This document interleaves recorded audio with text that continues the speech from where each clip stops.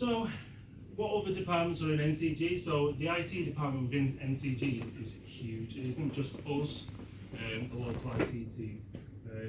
We have a wide range of other departments that sit within the IT umbrella. So we've got the infrastructure team who are responsible for the networks and the servers, switches and virtual machines. The development team are responsible for the in-house software and application building. The service desk team are responsible for dealing with the staff IT issues. Security team responsible for the security of the network and data. And then we have Microsoft 365 and cloud specialists who are responsible for any 365 products and the Azure cloud computing platform. And then the local IT, which is us guys, who are just responsible for any of the IT needs here within the college. So this is what we call the service desk portal. I don't know if anyone's seen anything like this. So if you work within IT support, you will probably have some sort of service desk portal, and this is ours. So what this is just a kind of log of all the jobs that we do on a day-to-day basis. So if a member of staff has an IT issue, they will send an email to the service desk. That'll go to the service desk team up at Newcastle. They will kind of triage it first. If it's something they can deal with, then they will deal with it. If not, if it then has to be dealt by us at the local IT, then they'll pass it down to us, and it'll end up in our service desk portal. So here's just a list of jobs. They'll get a log ID, and then there'll be a start date and a due date. So when the ticket comes in, the clock's ticking really on that ticket for us to kind of get it resolved as soon as possible.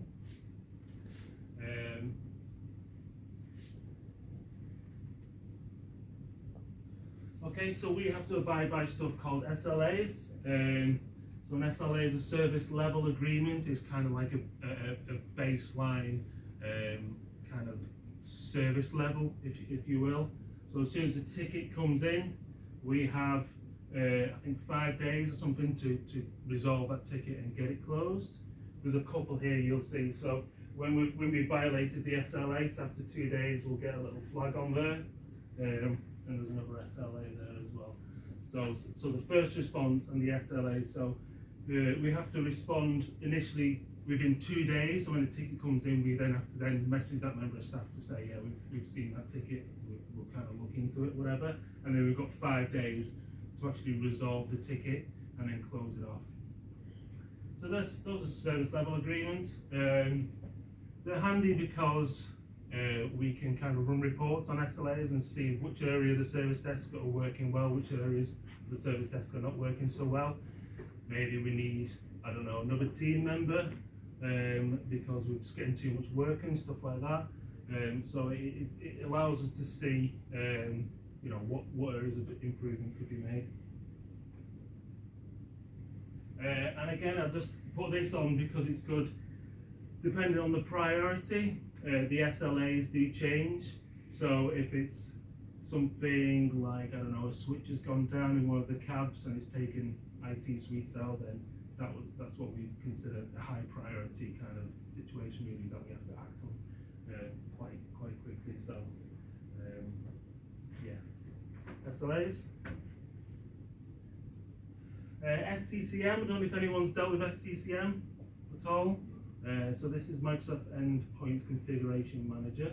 It's a Microsoft product which enables us to manage large groups of computers, laptops and servers, like here at the college. So the key features are remote control, so allows administrators to manage and control devices from where we are in the office downstairs. Patch management, so it can facilitate the deployment of software update and security patches, so we can kind of do it en masse. In the old days, we'd kind of had to log in as admin. If there's a piece of software that needs installing, install the software, click next, restart, and then do it for every single PC, which is very, very time consuming. But with SCCM, we can kind of do it en masse. We can also do it out of hours. So if a member of staff asks for a piece of software, we can then schedule that for, I don't know, midnight, 1, 2 o'clock in the morning, and then SCCM will just run all that, restart all the PCs or laptops, and then by the next morning the software's there installed. Software distribution, so enables the distribution of software application to devices. So you'll notice all the PCs now are now Windows 11. So over the Easter, we just deployed the entire operating system to 3 or 4 IT rooms. Again, it just saves us so much time, because the old thing to do was to kind of log on individually and reinstall the operating system, which took time. And then hardware and software inventory, so it provides tools for managing and tracking hardware and software assets, stuff like that. So we can see, you know, if there's a whole, like, I don't know, we can run a report and say, well, what PCs have got, I don't know, 8 gig of RAM? You know, do we need to start updating? Do we need to start, you know, adding more RAM and stuff like that? So we can run reports using SCCM, which is quite handy. And that's a very old picture of SCCM, 2012 R2, but I couldn't find a newer picture of it for some reason. That's that. So as well as kind of the day-to-day running of all the IT infrastructure, the switches, the PCs, the laptops, everything else, but we also have kind of future projects. So we work very closely with NCG and the senior management team here at West Lancs, and we're constantly planning for what the next project, the next IT project is going to be. So 3 years ago, we rolled out the new staff laptops. So I don't know if some of you might remember, in every classroom used to be a PC, and in the staff rooms there used to be a PC as well. So we got rid of all of them, and we just allocated each staff member with their own laptop, so they can just walk around, plug it into the dock in the classroom, and then go to the staff room and then kind of plug it in there as well. So we've got one device which they're kind of responsible for. Roll out to the PCs and all the IT suites, which is now finished.